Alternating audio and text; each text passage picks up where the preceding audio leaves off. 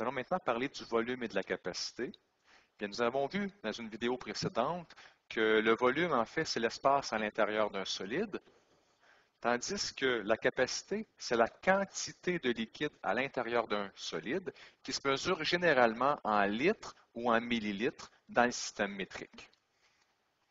Donc, par exemple, si je prends 1 cm3, bien, dans 1 cm3, c'est tout petit, 1 cm3, donc si je prends 1 cm par 1 cm, là, c'est peut-être un petit peu plus gros, mais bon, c'est juste pour illustrer, bien là-dedans, il pourrait rentrer 1 millilitre. Donc, on voit qu'il y a une relation entre le volume et la capacité. Donc, on voit qu'il y a une relation entre le volume et la capacité. C'est la même chose ici. Si je prends 1 mètre cube, c'est-à-dire 1 mètre de long par 1 mètre de haut par 1 mètre de large, donc un cube ici, si je faisais un cube de 1 mètre par 1 mètre, donc 1 mètre de long par 1 mètre de large par 1 mètre de haut, et là-dedans, il pourrait rentrer 1000 litres. Alors, c'est les relations. Donc, il y a 3 relations qu'on utilise dans ce cours. Bien, nous allons faire des exemples pour bien illustrer comment ça fonctionne. Bien, ici, on veut calculer le volume de la chaudière ci-dessous en mètres cubes. Bien, si je regarde les informations, bien ici, on peut voir que ça, c'est le diamètre.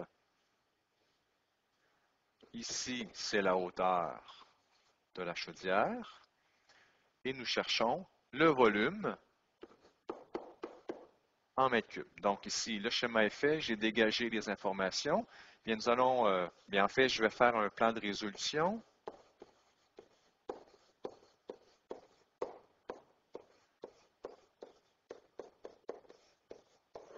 Alors, premièrement, je vais transformer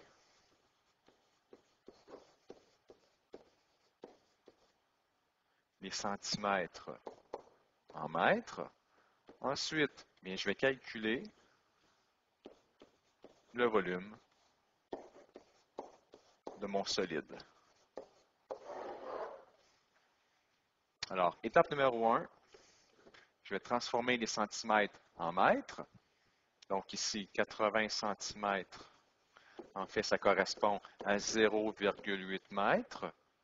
J'ai 60 centimètres de diamètre qui correspond à 0,6 mètres. Donc, étape numéro 2, je vais calculer le volume. Il y a la formule associée au volume du cylindre. C'est V égale pi R carré fois la hauteur. Alors, si je mets mes informations là-dedans, donc pi vaut 3,14, multiplié par son rayon. Donc, le rayon, en fait, le diamètre, j'ai trouvé 0,6. Et pour trouver son rayon, je vais prendre son diamètre, je vais diviser par 2 et je vais obtenir 0,3 mètres. Alors, je vais mettre 0,3 mètres ici, que je vais mettre au carré, multiplié par sa hauteur. En fait, la hauteur ici en mètres, qui est 0,8. Alors, si je calcule tout ça, on obtient 0,2 mètres cubes. Donc, ça, c'est mon volume. Alors ici, il y a une deuxième question. On demande de calculer le nombre de litres qu'elle contient.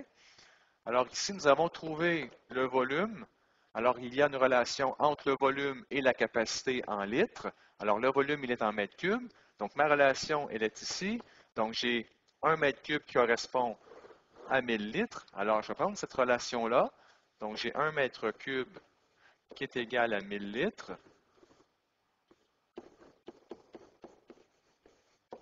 Et je vais faire une proportion.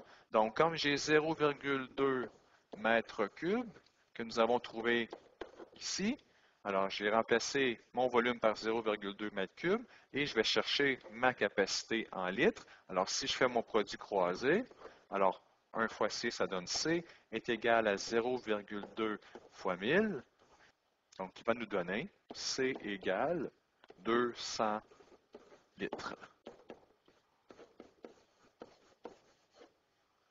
Bien, si j'avais gardé plus de précision, comme ici au niveau de mon volume, j'ai écrit 0,2, mais j'arrondis au dixième, en fait, j'aurais pu garder plus de chiffres, donc ma réponse ici aurait été plus précise.